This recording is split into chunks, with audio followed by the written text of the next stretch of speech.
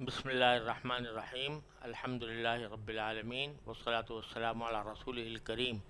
وعلى آله وأصحابه أجمعين. أعوذ بالله من الشيطان الرجيم. بسم الله الرحمن الرحيم. يا أيها الذين آمنوا شهادة بينكم إذا حضر أحدكم الموت حين الوصية اثنان ذوى عدل منكم وآخران من غيركم إن أنتم ضربتم في الأرض فأصابتكم مصيبة الموت تحبسونهما من بعد الصلاة فيقسمان بالله إن ارتبتم لا نشتري به ثمنا ولو كان ذا قربى ولا نكتم شهادة الله إنا إذا لمن الآثمين. فإن عثر على أنهما استحقا إثما فآخران يقومان مقامهما من الذين استحق عليهم الأوليان فيقسمان بالله لشهادتنا أحق من شهادتهما وما اعتدينا إنا إذا لمن الظالمين. ذلك أدنى أن يأتوا بالشهادة على وجهها أو يخافوا أن ترد أيمان بعد أيمانهم واتقوا الله واسمعوا والله لا يهدي القوم الفاسقين. یہ سورہ مائدہ کی 3 آیتیں ہیں جو میں نے اس وقت تلاوت کی ہے. ایک آیت نمبر 106 اور 107 اور 108. ان آیتوں کا ترجمہ سمجھنے سے پہلے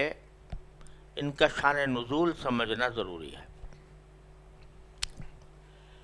صحیح بخاری اور جامع ترمذی وغیرہ میں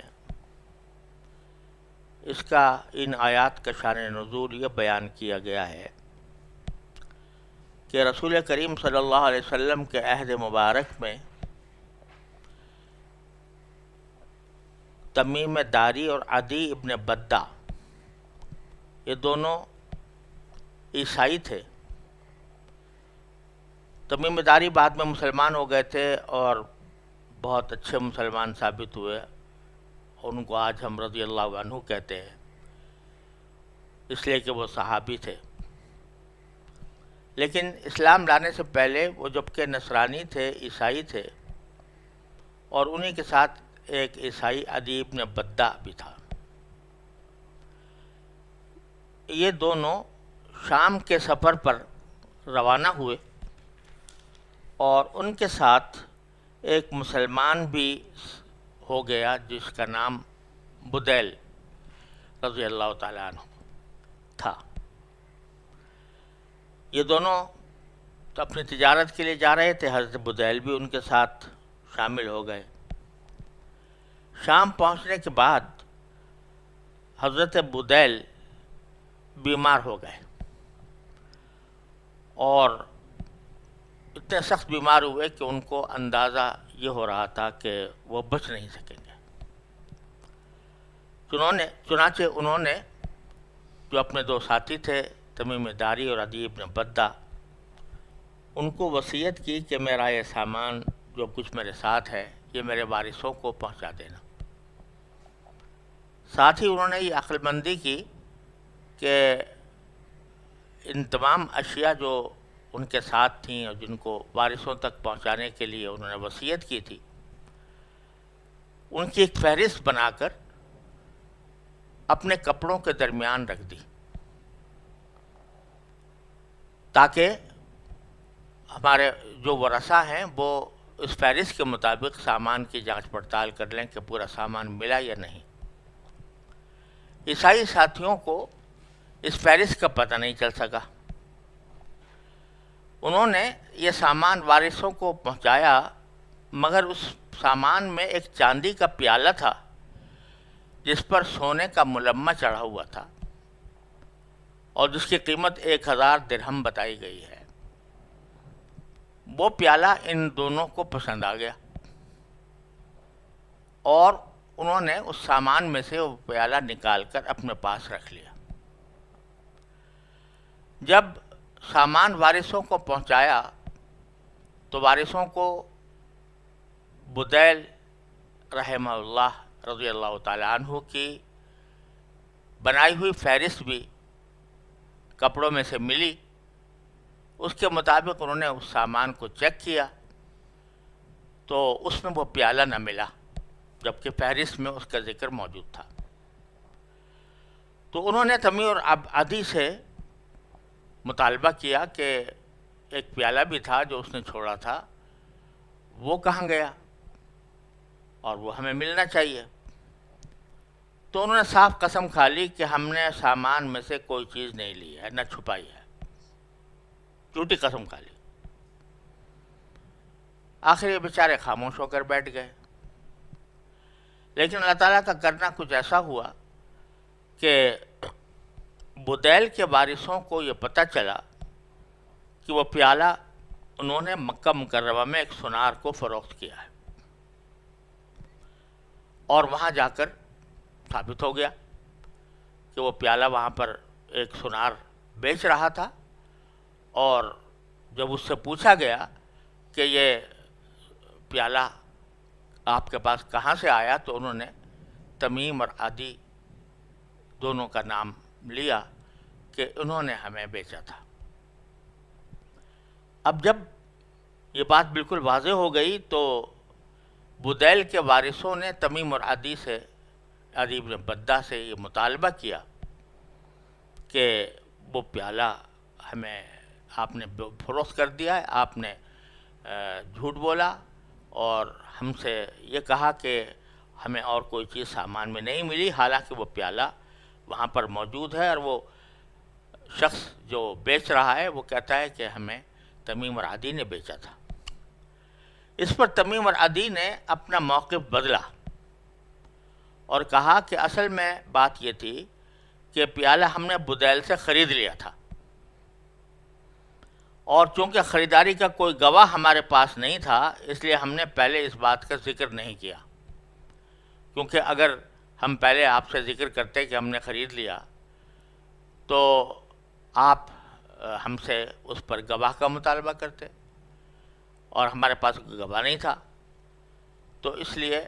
ہم نے اس وقت یہ نہیں کہا کہ ہم نے خریدا ہے، لیکن حقیقت یہ ہے کہ ہم نے خریدا ہے۔ تو اب چونکہ وہ خریداری کے مدعی تھے کہ ہم نے خریدا تھا یہ، تو مدعی پر لازم ہوتا ہے کہ وہ گواہ پیش کرے، اور یہ پیش نہیں کر سکے کوئی ایسا گواہ جس سے پتہ چلتا کہ انہوں نے وہ پیالہ بدیل سے خرید لیا تھا۔ تو اس کا شرعی تقاضا یہ ہوتا ہے کہ جب ایک شخص ایک چیز کا مدعی ہو کہ ہم نے یہ چیز خریدی ہے اور گواہ اس کے پاس کوئی ہو نہیں، تو اس صورت میں جو مدعا علیہ ہوتے ہیں وہ قسم کھاتے ہیں۔ تو یہاں مدعا علیہ جو تھے وہ وارث تھے حضرت بدیل کے، کیونکہ حضرت بدیل تھے اصل میں تو مدعا علیہ، لیکن حضرت بدیل جب انتقال ہو گیا تو ان کے وارث مدعا علیہ بنے۔ تو اب ان میں سے دو عزیزوں نے، یعنی قریب ترین عزیز جو تھے حضرت بدیل کے، انہوں نے قسم کھائی کہ پیالہ بدیل کی ملکیت تھا،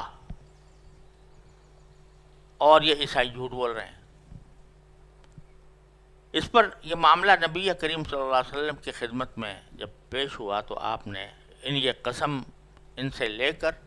پھر ان کے حق میں فیصلہ کر دیا، اور عیسائیوں کو پیالے کی قیمت دینی پڑی۔ یہ فیصلہ اسی آیت کریمہ کی روشنی میں ہوا جس میں اس قسم کی صورتحال کے لیے ایک عام حکم بھی بتا دیا گیا۔ تو پہلے میں ان آیات کا ترجمہ عرض کرتا ہوں، پھر اس کے مختلف حصوں کے بارے میں کچھ تھوڑی سی تفصیل عرض کی جائے گی۔ ترجمہ ان آیات کا یہ ہے کہ اللہ تبارک و تعالیٰ فرماتے ہیں کہ اے ایمان والو، جب تم میں سے کوئی مرنے کے قریب ہو تو وصیت کرتے وقت آپس کے معاملات طے کرنے کے لیے گواہ بنانے کا طریقہ یہ ہے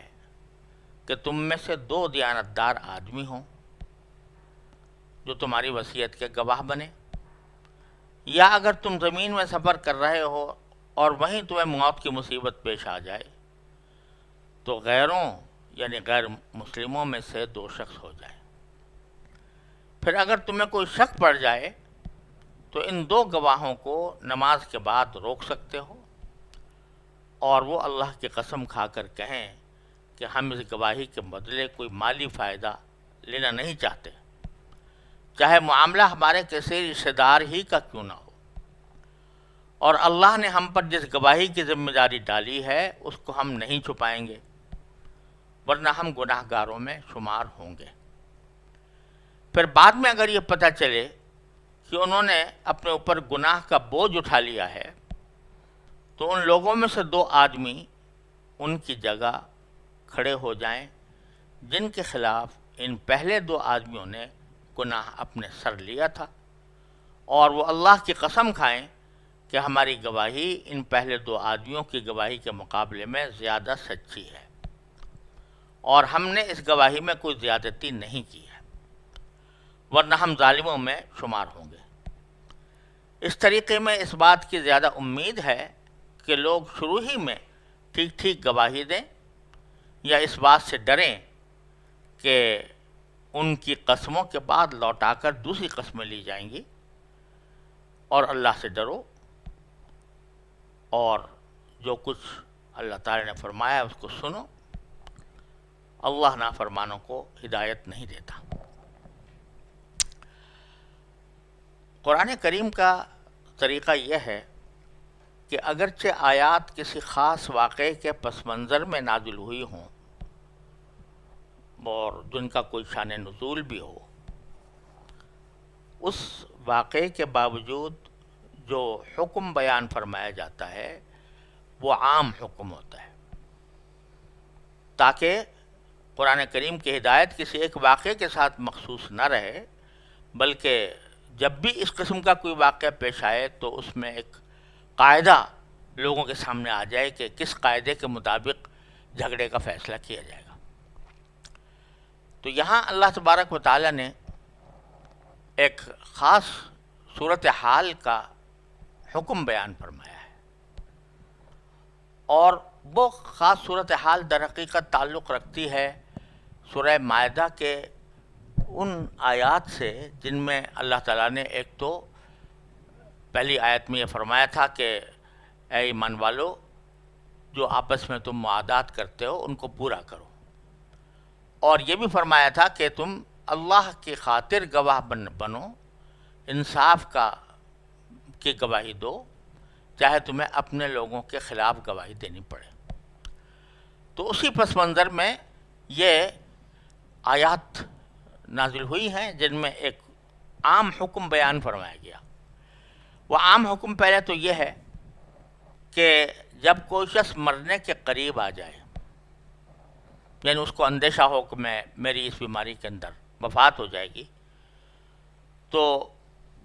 اس کے لیے اللہ تبارک و تعالیٰ نے فرمایا کہ اس کو یہ چاہیے کہ جو وصیت کر رہا ہے وہ اس وصیت پر کوئی گواہ بنا لے۔ اگرچہ ہر کیس میں وصیت کرنا کوئی لازمی نہیں ہوتا، لیکن جہاں وصیت کرنا ضروری سمجھے کہ مجھے اپنے مال کے بارے میں یا اپنے ترکے کے بارے میں کوئی وصیت کرنی چاہیے، تو وہاں اگر وہ کوئی وصیت کرتا ہے تو بہتر یہ ہے کہ 2 گواہ بنا لے، اور وہ گواہ اس بات پر بنا لے کہ میں نے فلاں بات کی وصیت کی ہے، تاکہ اگر کبھی آئندہ کوئی جھگڑا ہو تو وہ گواہی دے سکیں۔ جیسے مثلا یہاں اگرچہ حضرت بدیل نے انتقال سے پہلے ایک وصیت کی تھی، وصیت ان دونوں کو کی تھی، یعنی تمیم کو بھی اور عدی کو بھی، دونوں پہ کوئی وصیت کی تھی کہ میرا یہ سامان میرے ورثہ کو پہنچا دیں۔ اب یہاں بتلانے کا منظور ہے کہ کسی جھگڑے سے بچنے کے لیے بہتر تو یہ تھا کہ وہ کوئی گواہ بنا لیتے کہ ہم نے یہ وصیت کی ہے، لیکن اگر نہیں گواہ بنایا تو یہی جو وصی ہیں، تو یعنی جن کو وصیت کی گئی ہے کہ ہمیں سامان ہمارا پہنچا دیا جائے، تو یہ کم از کم وہاں جا کر صحیح بات بتائیں اور گواہی دیں کہ بس سارا کا سارا سامان یہی تھا اور کوئی اور چیز اس میں شامل نہیں تھی۔ تو شروع میں اللہ تبارک و تعالیٰ نے فرمایا کہ یا ایھا الذین آمنوا شہادۃ بینکم اذا حضر احدکم الموت، اے ایمان والو جب تم میں سے کوئی مرنے کے قریب ہو تو وصیت کرتے وقت آپس کے معاملات طے کرنے کے لیے گواہ بنانے کا طریقہ یہ ہے کہ تم میں سے دو دیانتدار آدمی ہوں، یعنی جو تمہاری وصیت کے گواہ بنے، یا اگر تم زمین میں سفر کر رہے ہو، اگر تم زمین میں سفر کر رہے، ان انتم ضربتم فی الارض فاصابتکم مصیبت الموت، اور سفر کے دوران تم کو موت کی مصیبت پیش آ جائے، تو پھر یہ کرو کہ اثنان ذوی عدل منکم، اپنے مسلمانوں میں سے دو دیانتدار آدمی منتخب کرو، او آخران من غیرکم، یا اگر مسلمان گواہ اس وقت موجود نہیں ہیں، غیر مسلم ہی ہیں، تو ان غیر مسلموں کو گواہ بنا لو، ان کو وصی بنا دو یا گواہ بنا لو، کیونکہ ایک ضرورت ہے کہ آدمی سفر میں ہے اور وصیت کرنا چاہتا ہے، اور اس وقت اس کو کوئی اور گواہ مسلمانوں میں سے میسر نہیں ہے، تو غیر مسلموں کو بھی بنا سکتا ہے۔ یہاں یہ بات فرمائی جا رہی ہے کہ عام حالات میں غیر مسلم کی گواہی مسلمان کے خلاف معتبر نہیں ہوتی، لیکن یہ ایک استثنائی صورت ہے کہ جب آدمی سفر میں ہو اور کوئی مسلمان گواہ میسر نہ ہو، تو اس وقت وہ غیر مسلموں کو بھی گواہ بنا سکتا ہے۔ اب کیا ہوگا کہ جب آپ نے دو آدمیوں کو گواہ بنا دیا کہ دیکھو بھائی ہمارا سامان یہ ہے اور یہ ہمارے ورثاء کو پہنچا دینا، یا کوئی اور گواہی کہ آدمی نے کوئی دی ہو اور اس کے اوپر دو گواہ بنا لیے ہوں، تحبسونہما من بعد الصلاۃ، تو ان دو آدمیوں کو جن کو گواہ بنایا گیا ہے ان کو ذرا روک لو نماز کے بعد۔ نماز کے بعد روکنے کا مطلب یہ ہے کہ چونکہ نماز ایک دینی فریضہ ہے، اور جو آدمی نماز پڑھ کر فارغ ہوا ہو تو اس سے یہ توقع نہیں کی جانی چاہیے کہ وہ کوئی جھوٹ بولے گا، تو اس واسطے ایک تو نماز کا وقت ہے، اور بعض روایتوں میں نماز عصر کا ذکر آتا ہے کہ نماز عصر خاص طور پر وہ بڑی متبرک نماز ہے، اور اس کے اندر روک لیا جائے۔ اب دو آدمی ہیں، ابھی نماز پڑھ کے فارغ ہوئے ہیں، مسجد موجود ہے، مسجد کی جگہ ہے، اور نماز کا وقت ہے، تو زمانہ بھی متبرک اور جگہ بھی متبرک، تو وہاں پر وہ قسم کھائیں، فیقسمان باللہ، تو وہ قسم کھائیں ان ارتبتم، اگر تمہیں شک ہوا ہو، کیونکہ اگر شک نہیں ہوا اور دو آدمیوں نے اور جو وصیت تھی وہ صحیح طریقے سے پہنچ گئی، تو اور تمہیں کوئی شک نہیں ہوا، تو پھر تو کوئی ضرورت نہیں ہے کسی گواہی کی، تم خود مان لو گے اس بات کو۔ لیکن اگر تمہیں شک پیدا ہوا ہے کہ واقعہ کچھ اور تھا اور ہمیں کچھ اور بتایا گیا ہے، تو اس صورت میں ان کو روک کر ان سے قسم لو اللہ کی کہ لا نشتری بہ ثمنا، کہ ہم اس قسم کے بدلے کوئی قیمت نہیں خریدیں گے۔ کیا معنی؟ کہ ہم کسی کے کہنے پر کوئی مالی فائدہ حاصل کرنے کے لیے جھوٹی قسم نہیں کھائیں گے، ولو کان ذا قربا، اگرچہ وہ قسم کسی اپنے قریبی رشتہ دار سے کے خلاف پڑ رہی ہو. وَلَا نَكْتُمُ شَهَادَةَ اللَّهِ، اور ہم اللہ کی گواہی نہیں چھپائیں گے. اِنَّا إِذًا لَمِنَ الْآثِمِينَ، اگر ہم نے چھپائی تو اس صورت میں ہم گناہ گاروں میں شامل ہوں گے. اس طرح ان سے قسم لے لی جائے. اب اس کو ذرا منطبق کریں اس واقعے پر جو میں نے ذکر کیا ہے، تو جو صحیح بخاری میں بھی آیا ہے، جامع ترمذی میں بھی آیا ہے کہ جب یہ جو وصی تھے، یعنی تمیم اور عدی، ان سے پوچھا گیا کہ بھئی پیالہ کہاں ہے، تو انہوں نے گواہی دی، اور گواہی یہ دی کہ جو کچھ سامان تھا ہم نے آپ کو پہنچا دیا ہے، ہمارے پاس کوئی اور سامان نہیں. تو انہوں نے گواہی دی اسی حیثیت سے. گواہی اس لیے دی کہ گواہی کیا دی، بلکہ ایک طرح سے بیان حلفی دیا کہ ہمارے پاس کچھ نہیں ہے. تو اب بعد میں پھر یہ ہوا کہ ان کا جھوٹ کھل گیا. تو اس کے بارے میں اللہ تعالیٰ فرماتے ہیں فَإِنْ عُثِرَ عَلَىٰ أَنَّهُمْ اسْتَحَقَّا إِثْمًا، اگر بعد میں یہ پتہ چلے کہ انہوں نے ایک گناہ اپنے سر رکھا تھا، انہوں نے ایک گناہ اپنے سر رکھا تھا، فَآخَرَانِ يَقُومَانِ مَقَامَهُمَا، تو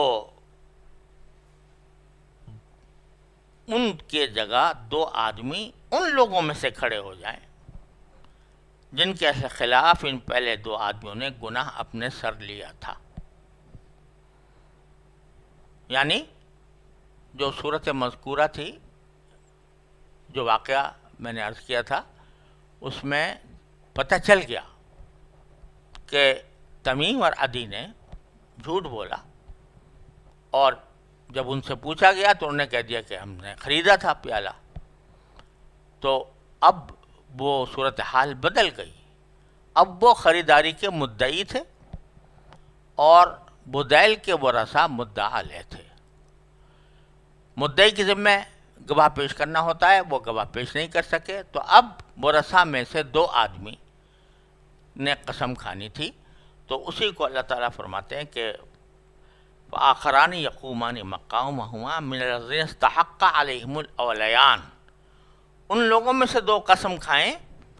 جن کے خلاف گناہ سر لیا تھا پچھلے دو آدمیوں نے. اور وہ قسم کھا کر کہیں فیقسمان باللہ، اللہ سے قسم کھا کر کہیں کہ لشہادتنا احق من شہادتہما، کہ ہمارا بیان ان کے بیان سے زیادہ صحیح ہے. یہاں اگرچہ لفظ شہادتنا کا استعمال کیا گیا ہے، لیکن شہادہ کا لفظ لغوی معنی میں استعمال بھی ہو جاتا ہے بیان کے لیے، حلفی بیان کے لیے. تو یہاں پر بھی اسی معنی میں استعمال ہوا ہے، کیونکہ یہاں پر وہ دونوں جو ورثہ میں سے دو آدمی تھے وہ مدعا علیہ تھے، لہٰذا ان کے ذمے گواہ پیش کرنا نہیں تھا، بلکہ وہ مدعا علیہ ہونے کی حیثیت سے وہ بیان حلفی دینے کے پابند تھے. اور وہی یہاں پر مراد ہے لشہادتنا احق من شہادتہما وما تدینا، اور ہم نے کوئی زیادتی نہیں کی. انا اذا لمن الظالمین، اگر ہم نے کوئی زیادتی کی ہوتی یا ہم جھوٹ بول رہے ہوتے تو ہم بے شک ظالم ہوتے. تو یہ طریقہ فرمایا کہ جب کبھی کسی کی انتقال ہونے لگے، وہ وصیت کرنا چاہے تو وصیت پر دو گواہ بنا لے، اور وہ وقت پر جب ضرورت پیش آئے تو وہ گواہی پیش کریں. یعنی وہ کوئی بات جب جا کر کہہ رہے ہیں ورثہ سے، اور ورثہ کو اس پر اطمینان نہیں ہو رہا اور اس کو شک ہے، تو ان سے کہیں گواہی دو، تو وہ گواہی دیں کہ وصیت ہمیں یہ کی گئی تھی. بعد میں اگر ان کا جھوٹا ہونا ثابت ہو جائے تو پھر اس صورت میں اللہ تبارک و تعالیٰ فرماتے ہیں کہ اس وقت میں پھر ورثہ میں سے دو آدمی جو ہیں وہ گواہی دیں یا بیان حلفی دیں، جس کے نتیجے میں ان کے حق میں فیصلہ کر دیا جائے. ذالک ادنا ان یاتوا بالشہادۃ علی وجہہا، یہ طریقہ، اس طریقے میں اس بات کی زیادہ امید ہے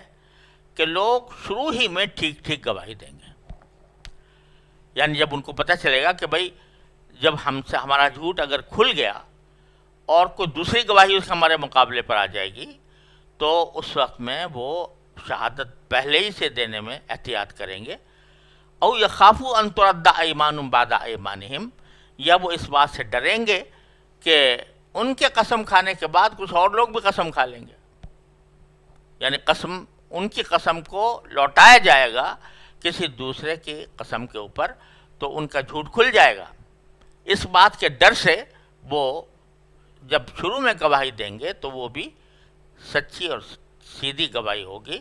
اور ان کو اس بات کا اندیشہ ہوگا کہ ہمارا جھوٹ اگر کھل گیا تو ہمارے خلاف کوئی دوسری گواہی بھی آ سکتی ہے. یہ ایک عام حکم بیان فرمایا اللہ تبارک و تعالیٰ نے، جو اس خاص واقعے پر بھی منطبق ہو رہا ہے جس کا میں نے شروع میں ذکر کیا تھا. تو خلاصہ یہ ہے کہ جو وہ واقعہ تو گزر گیا، لیکن ایک عام قاعدہ اللہ تبارک و تعالیٰ نے ان آیات کریمہ میں بیان فرما دیا کہ جب کبھی کسی کو اپنے وصیت کرنے کی نوبت آئے تو اس کو گواہ بنا لینا چاہیے تاکہ وقت پر وہ صحیح گواہی دے سکے. اور اگر وہ جھوٹی گواہی کا کوئی شخص ان کے اوپر الزام لگائے کہ جھوٹی گواہی دی ہے اور وہ کوئی اور موقف اپنا بدل لیں، تو پھر اس صورت میں جو وارث ہیں وہ گواہی دیں گے. گواہی دینے سے مراد یہ ہے کہ وہ بیان دیں گے، حلف بیان دیں گے، یا اگر ضرورت پڑی گواہی کی تو گواہی بھی دیں گے. تو یہ عام حکم بیان فرما کر اللہ تبارک و تعالیٰ نے اس قضیے کا بھی فیصلہ فرما دیا جو پیش آیا تھا، اور آئندہ کے لیے ایک مستقل ہدایت بھی عطا فرما دی. اور یہ اللہ تبارک و تعالیٰ کا اسلوب آپ دیکھتے چلے آ رہے ہیں کہ ہر قانون کے ساتھ، ہر حکم کے ساتھ ایک آخر میں جا کر یہ فرماتے ہیں واتقوا اللہ، اللہ سے ڈرو، واسمعوا، اور بات کو صحیح طریقے سے سن لو. سننے سے صرف سننا ہی مراد نہیں ہے، بلکہ مطلب یہ کہ اس کی اطاعت کرو. واللہ لا یہدی القوم الفاسقین، اور اللہ تعالیٰ نافرمانوں کو ہدایت نہیں دیتا. وصلی اللہ تعالیٰ علی خیر خلق.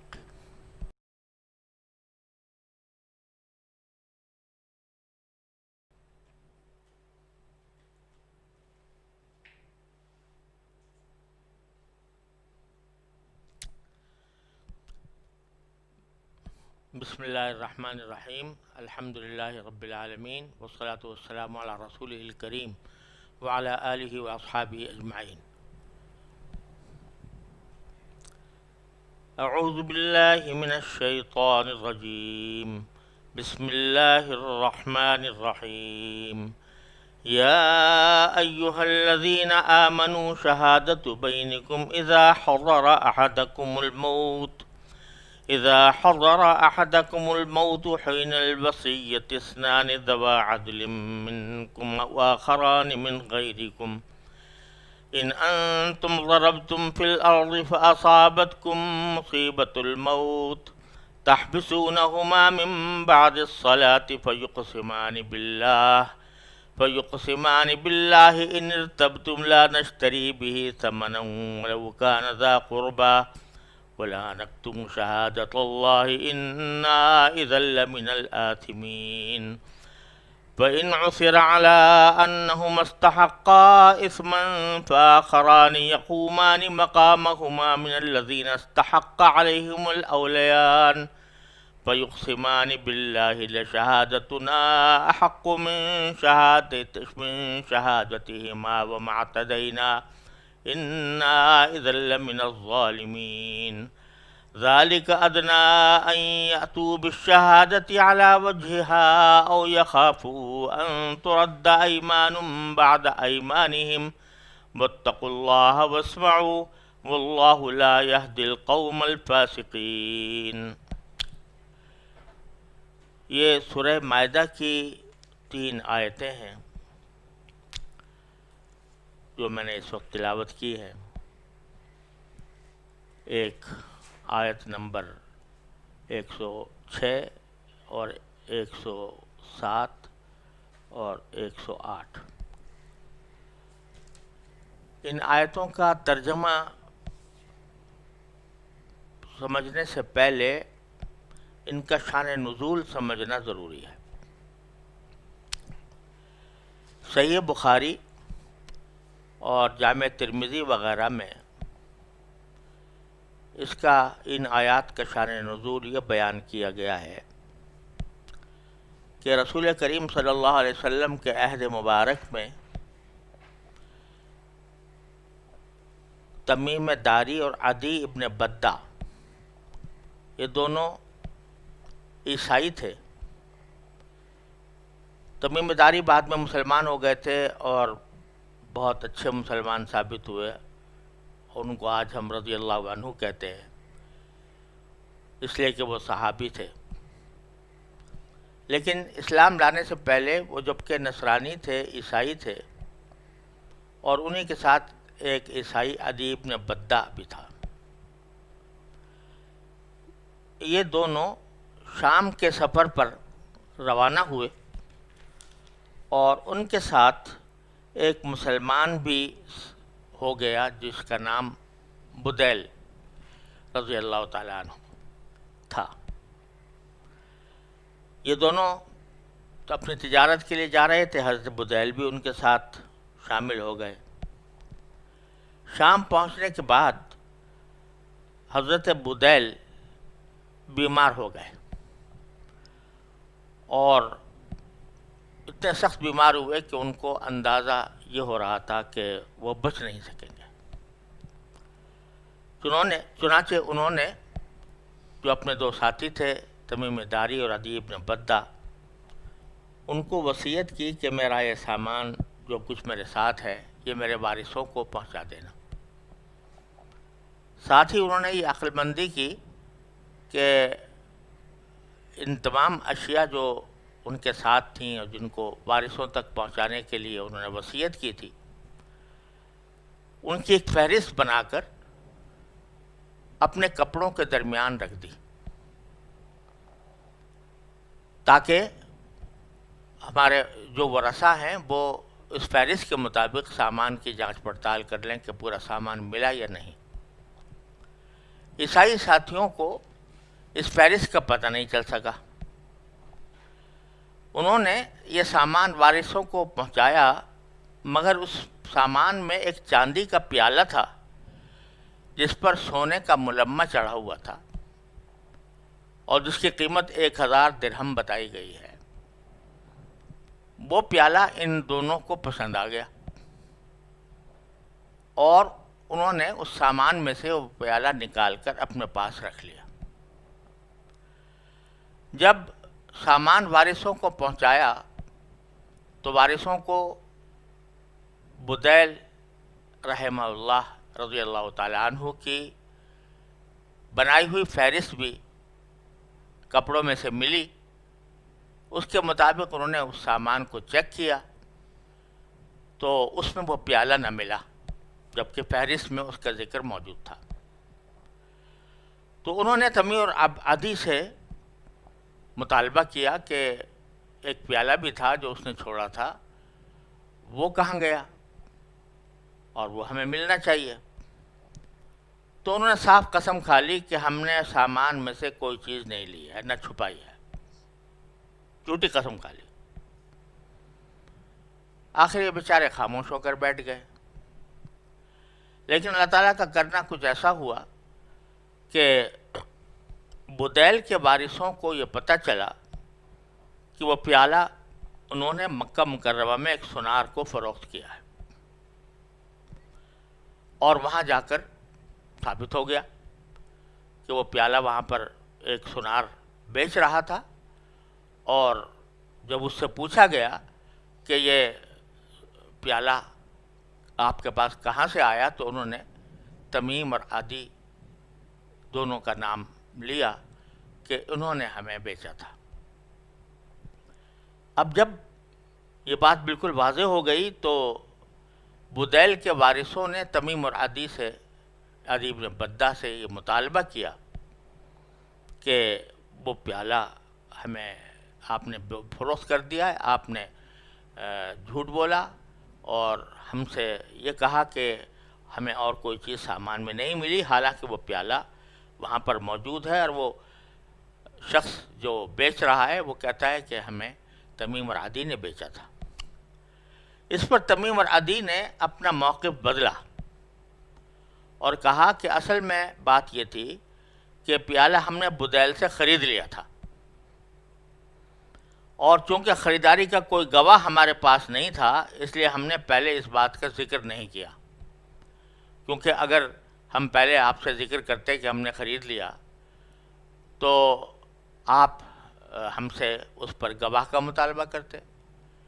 اور ہمارے پاس کوئی گواہ نہیں تھا، تو اس لیے ہم نے اس وقت یہ نہیں کہا کہ ہم نے خریدا ہے، لیکن حقیقت یہ ہے کہ ہم نے خریدا ہے۔ تو اب چونکہ وہ خریداری کے مدعی تھے کہ ہم نے خریدا تھا یہ، تو مدعی پر لازم ہوتا ہے کہ وہ گواہ پیش کرے، اور یہ پیش نہیں کر سکے کوئی ایسا گواہ جس سے پتہ چلتا کہ انہوں نے وہ پیالہ بدیل سے خرید لیا تھا۔ تو اس کا شرعی تقاضا یہ ہوتا ہے کہ جب ایک شخص ایک چیز کا مدعی ہو کہ ہم نے یہ چیز خریدی ہے اور گواہ اس کے پاس کوئی ہو نہیں، تو اس صورت میں جو مدعا علیہ ہوتے ہیں وہ قسم کھاتے ہیں۔ تو یہاں مدعا علیہ جو تھے وہ وارث تھے حضرت بدیل کے، کیونکہ حضرت بدیل تھے اصل میں تو مدعا علیہ، لیکن حضرت بدیل جب انتقال ہو گیا تو ان کے وارث مدعا علیہ بنے۔ تو اب ان میں سے دو عزیزوں نے، یعنی قریب ترین عزیز جو تھے حضرت بدیل کے، انہوں نے قسم کھائی کہ پیالہ بدیل کی ملکیت تھا، اور یہ عیسائی جھوٹ بول رہے ہیں۔ اس پر یہ معاملہ نبی کریم صلی اللہ علیہ وسلم کی خدمت میں جب پیش ہوا تو آپ نے یہ قسم ان سے لے کر پھر ان کے حق میں فیصلہ کر دیا، اور عیسائیوں کو پیالے کی قیمت دینی پڑی۔ یہ فیصلہ اسی آیت کریمہ کی روشنی میں ہوا جس میں اس قسم کی صورتحال کے لیے ایک عام حکم بھی بتا دیا گیا۔ تو پہلے میں ان آیات کا ترجمہ عرض کرتا ہوں، پھر اس کے مختلف حصوں کے بارے میں کچھ تھوڑی سی تفصیل عرض کی جائے گی۔ ترجمہ ان آیات کا یہ ہے کہ اللہ تبارک و تعالیٰ فرماتے ہیں کہ اے ایمان والو، جب تم میں سے کوئی مرنے کے قریب ہو تو وصیت کرتے وقت آپس کے معاملات طے کرنے کے لیے گواہ بنانے کا طریقہ یہ ہے کہ تم میں سے 2 دیانتدار آدمی ہوں جو تمہاری وصیت کے گواہ بنے، یا اگر تم زمین میں سفر کر رہے ہو اور وہیں تمہیں موت کی مصیبت پیش آ جائے تو غیروں یعنی غیر مسلموں میں سے 2 شخص ہو جائیں۔ پھر اگر تمہیں کوئی شک پڑ جائے تو ان 2 گواہوں کو نماز کے بعد روک سکتے ہو، اور وہ اللہ کی قسم کھا کر کہیں کہ ہم اس گواہی کے بدلے کوئی مالی فائدہ لینا نہیں چاہتے، چاہے معاملہ ہمارے کسی رشتہ دار ہی کا کیوں نہ ہو، اور اللہ نے ہم پر جس گواہی کی ذمہ داری ڈالی ہے اس کو ہم نہیں چھپائیں گے، ورنہ ہم گناہ گاروں میں شمار ہوں گے۔ پھر بعد میں اگر یہ پتہ چلے کہ انہوں نے اپنے اوپر گناہ کا بوجھ اٹھا لیا ہے تو ان لوگوں میں سے 2 آدمی ان کی جگہ کھڑے ہو جائیں جن کے خلاف ان پہلے 2 آدمیوں نے گناہ اپنے سر لیا تھا، اور وہ اللہ کی قسم کھائیں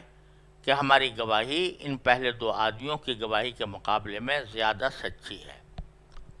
اور ہم نے اس گواہی میں کوئی زیادتی نہیں کی ہے، ورنہ ہم ظالموں میں شمار ہوں گے۔ اس طریقے میں اس بات کی زیادہ امید ہے کہ لوگ شروع ہی میں ٹھیک ٹھیک گواہی دیں یا اس بات سے ڈریں کہ ان کی قسموں کے بعد لوٹا کر دوسری قسمیں لی جائیں گی، اور اللہ سے ڈرو، اور جو کچھ اللہ تعالی نے فرمایا اس کو سنو۔ اللہ نافرمانوں کو ہدایت نہیں دیتا۔ قرآن کریم کا طریقہ یہ ہے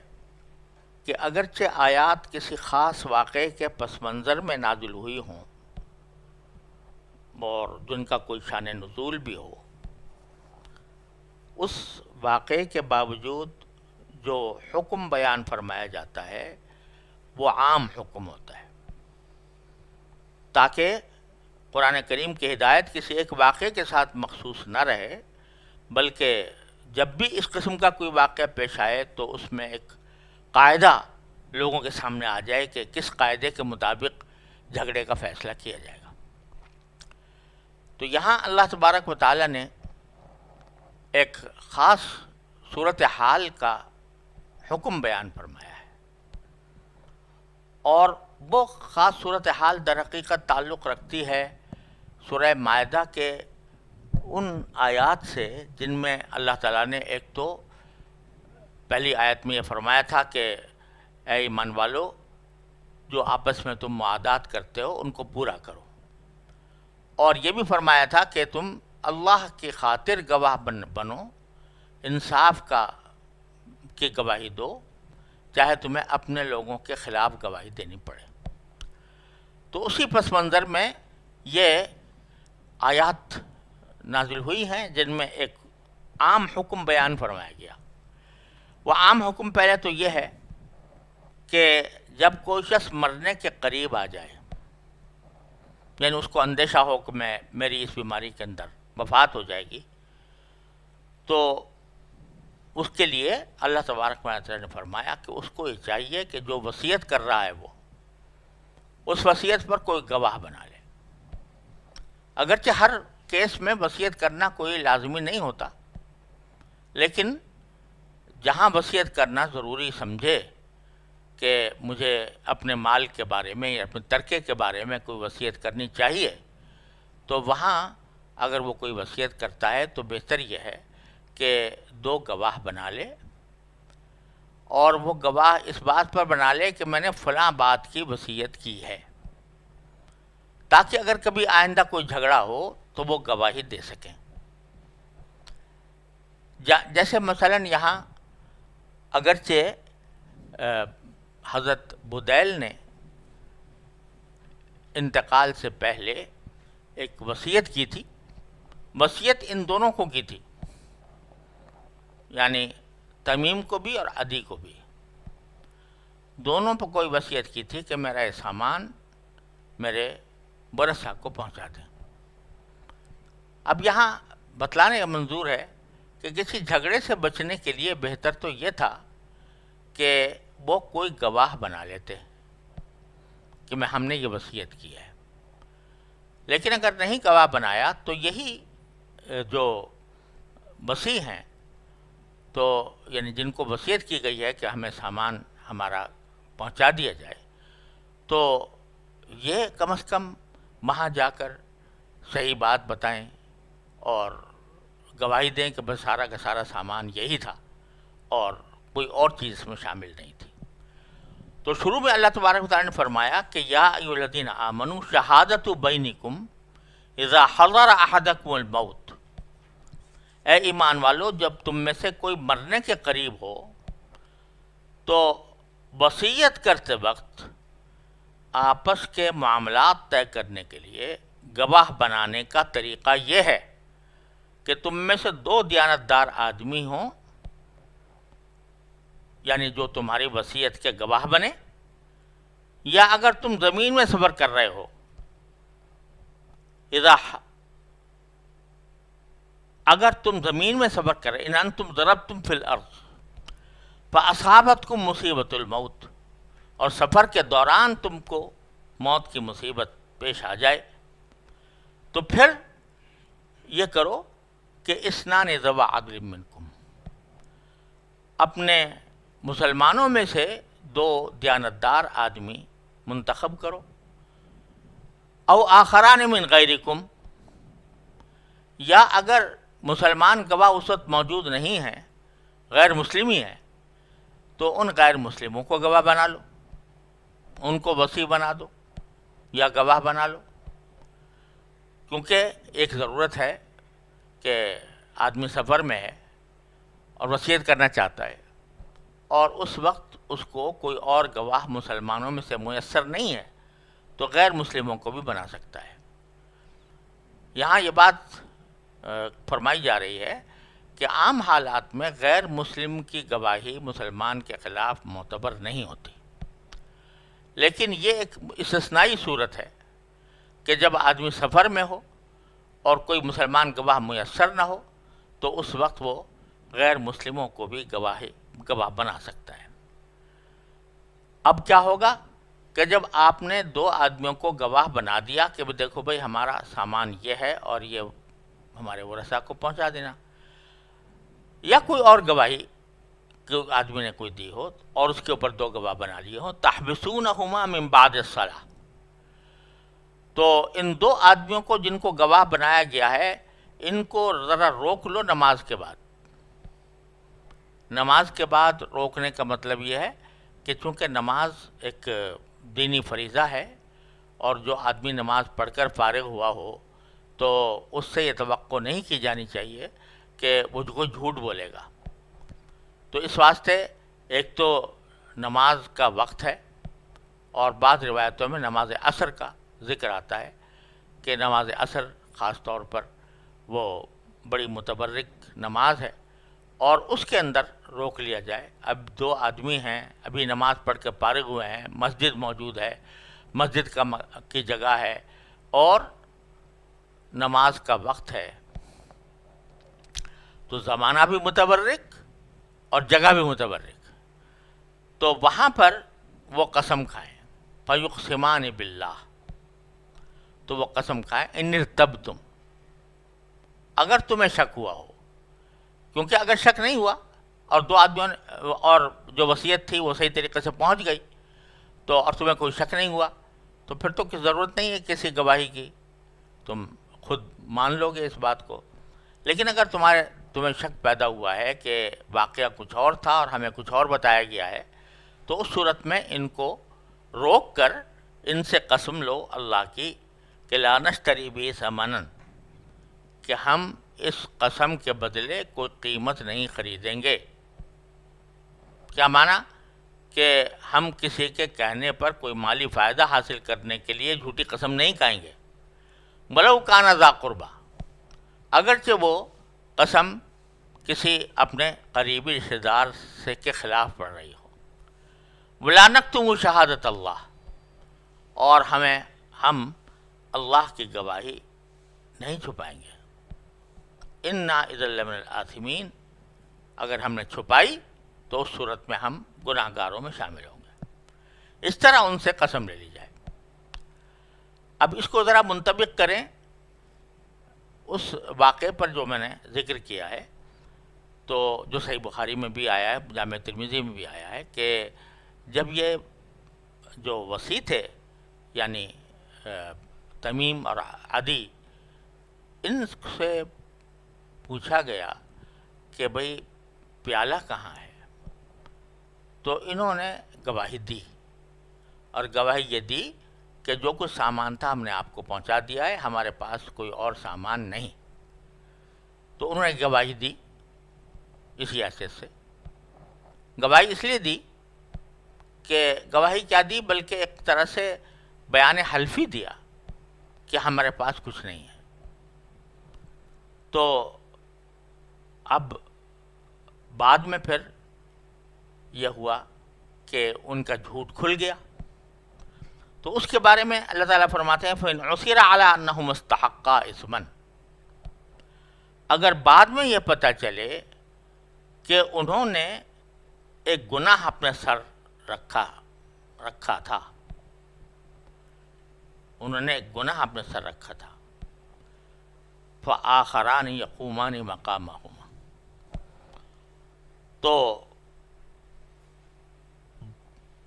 ان کے جگہ دو آدمی ان لوگوں میں سے کھڑے ہو جائیں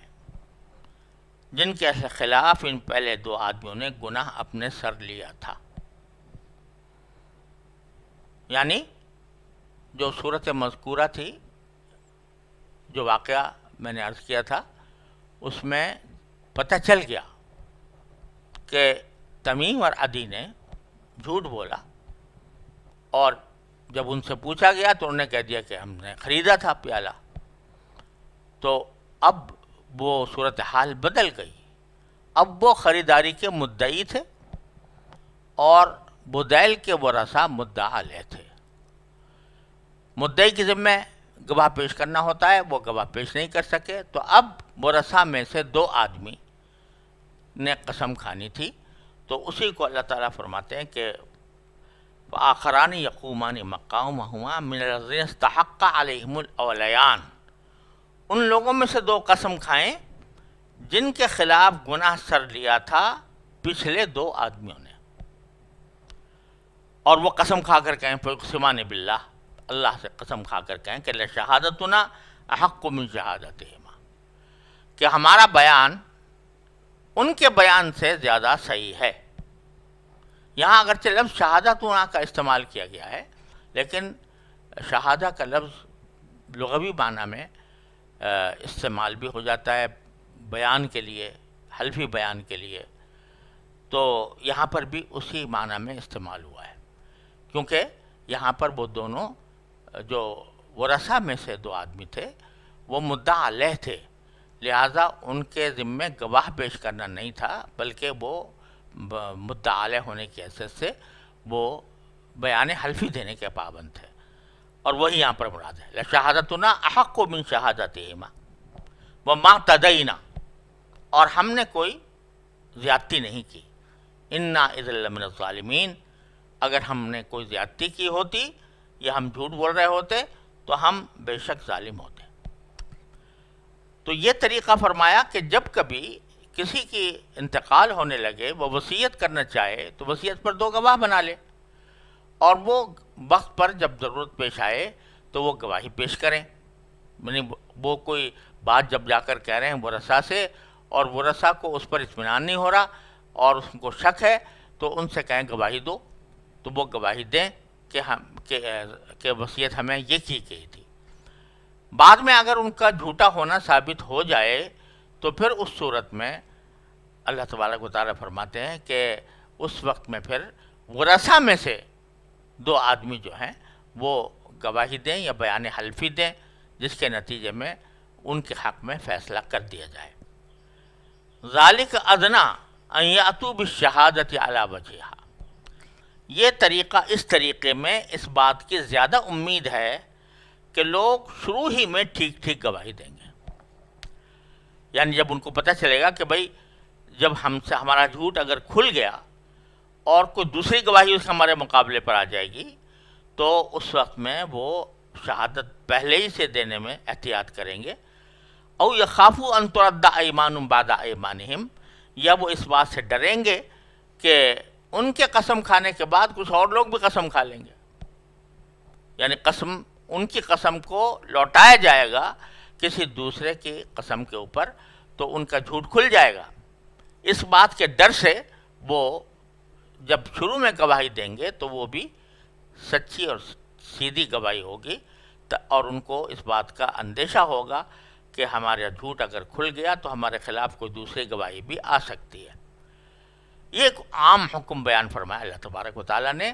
جو اس خاص واقعے پر بھی منطبق ہو رہا ہے جس کا میں نے شروع میں ذکر کیا تھا. تو خلاصہ یہ ہے کہ جو وہ واقعہ تو گزر گیا،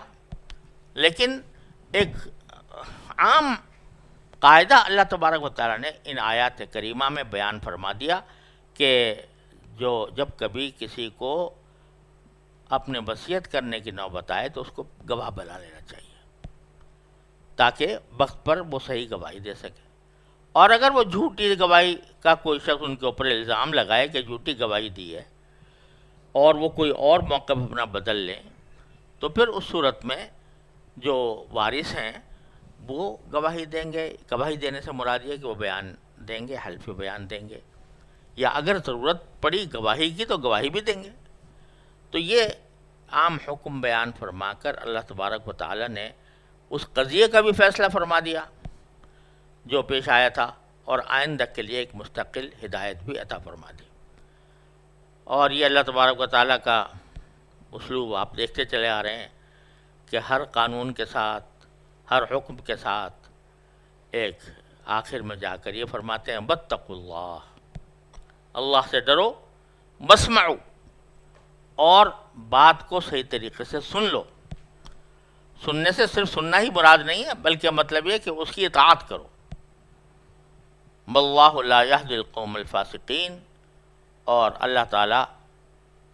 نافرمانوں کو ہدایت نہیں دیتا۔ وصلی اللہ تعالیٰ علی خیر خلق۔